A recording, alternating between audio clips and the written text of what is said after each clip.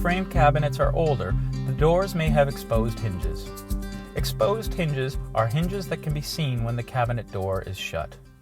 When ordering new doors for your kitchen refacing project, you will likely want to replace these old hinges with new soft-closed concealed hinges like the ones made by Bloom.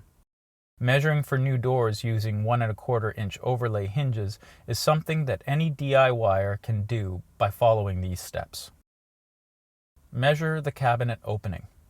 For framed kitchens, it is important that you measure the cabinet opening rather than the existing cabinet doors. Measure and record the width and then the height of the cabinet opening.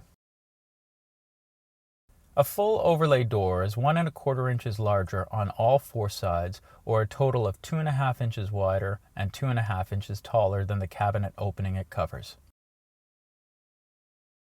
In this example, our opening is 12 inches, so you would order a door 14.5 inches wide. The height of our opening is 27 inches, so our door height would be 29.5 inches, making for a final door 14.5 inches wide by 29.5 inches high using a full overlay hinge.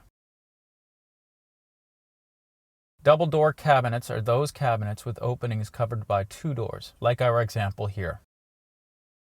Remember to measure the opening of the cabinet, not the existing doors. Measure and record the width and then the height of the cabinet opening. The size of our cabinet opening is 27 inches wide by 15 inches high. Add the 1 1/4 inches to the top and bottom of the doors for an overall height of 17.5 inches. Since we are measuring for 2 doors, we need to divide the 27-inch width by 2, giving us 13.5 inches.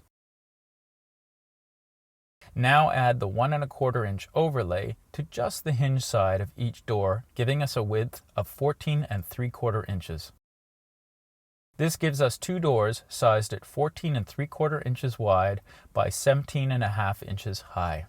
To ensure the doors don't touch in the middle when closed, our final bit of math is to deduct 1/16 of an inch from the width of each door, giving us a final door size of 14 11/16 of an inch wide by 17.5 inches high.